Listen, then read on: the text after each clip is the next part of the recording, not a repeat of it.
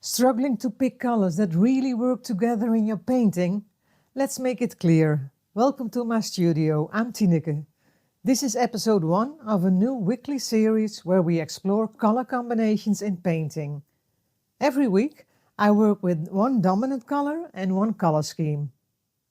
If you haven't seen the series intro yet, check the link in the description below. I didn't want to work in a fixed order because I like to keep things playful and unexpected. So I printed all the color groups and color schemes in advance, folded them up and placed them inside these balls. Each week I pick one at random. That means I never know which color combination I'll be working with until I open it. It keeps the process fun, fresh and a little surprising. This is the starting point for today's painting. Purple complementary. When we look at the classic color wheel, we can see that purple's complementary color is yellow. Complementary colors sit opposite each other on the wheel, having nothing in common, and that's why they create such strong contrast. That's why this combination works so well together. Before we explore the variations, I'll briefly explain how these two colors behave and then show you how I use them in a painting. Purple is the darkest color on the color wheel. This means it can be lightened in many small steps, giving you a lot of freedom in value and intensity. You can also shift purple slightly towards blue purple or red purple, which adds extra nuance. Yellow behaves very differently. It is the lightest color on the color wheel, close to white, so it cannot be made much lighter.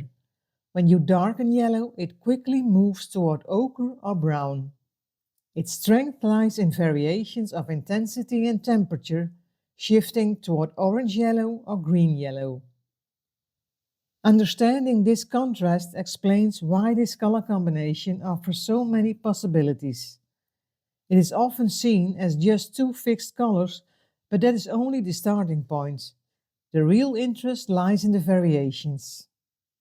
Changes in value immediately affect the mood. Dark purple with light yellow feels very different from light purple with darker yellow. Intensity matters too. Strong saturated colors create energy, while toned-down versions feel calmer and more painterly. You can combine shifts in value and intensity and use neutral colors like white, black, gray, brown or cream to create balance. A color scheme is never fixed. You can always adjust it to your own taste and explore endless variations within the same combination. If you want to learn how to mix any color and use it effectively in your paintings, check out my online course, Perfect Color Mixing and Matching. The link is in the description. Now let's paint. For the first video, I wanted to paint a seascape because it is an easy subject for me to start with, no matter which colors I use. I am definitely not going to paint a seascape every week, but I chose this one because I quickly had a clear image in my mind of what I wanted to create. I started by mixing the purple tones for the background. The idea was to create a soft gradient in the sky, moving from dark to light toward the horizon. I'm working on a canvas board that already has a layer of gesso on it. Gesso makes the surface smoother and helps the paint flow more easily. Because I want to blend the colors, I lightly sprayed the canvas board with a bit of water. After that, I applied a thin layer of titanium white with a fairly wet brush. Not dripping wet, but wetter than I normally use. This helps the paint spread more smoothly, which is especially helpful when you want colors to blend into each other. I painted the white up to about 1/3 from the bottom, roughly where the horizon will be. Next, I applied the 3 purple tones from dark to light, working from the top down. Using enough paint makes blending much easier.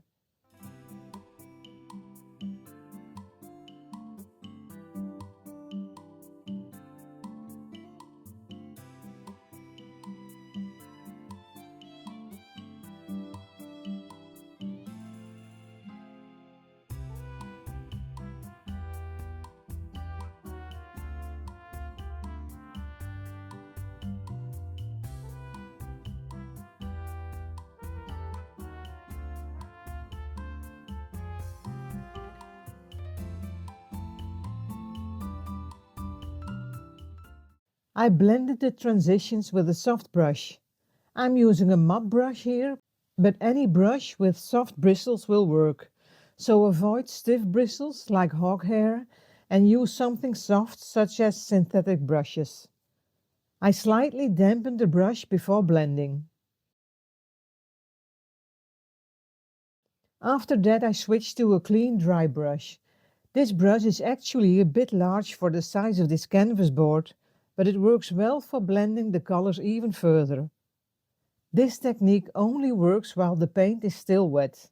Once the paint starts to dry, blending becomes much more difficult.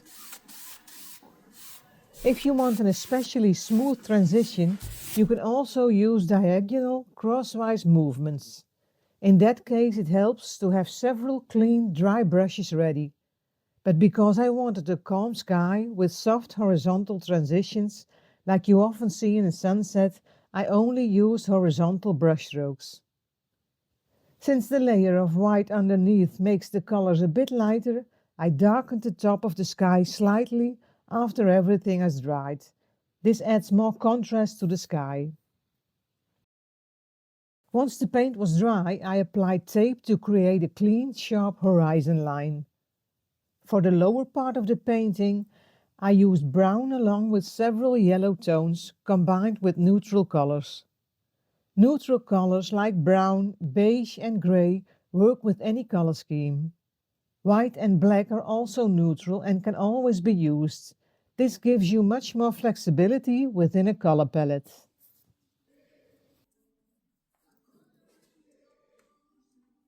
I used the gray made from leftover paint and blended some purple into it as well. This creates a beautiful muted purple. I repeated the purple from the sky in the lower part of the painting, which helps create balance and visual harmony.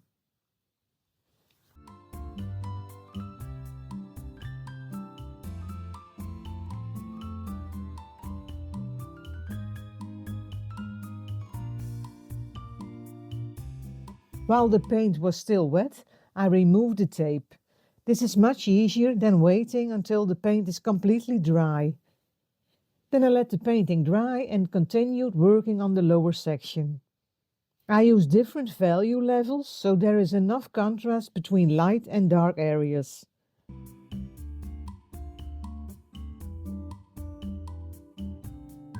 I place the darkest color in several spots so the contrast does not sit in just one area.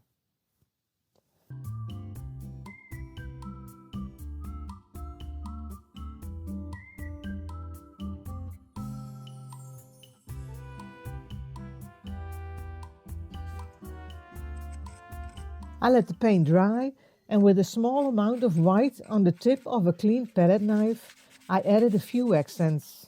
This gives a playful effect.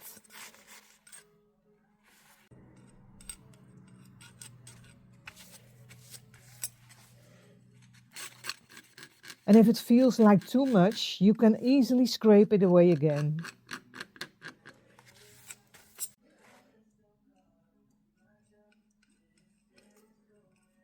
You can also use this technique to create soft transitions between colors.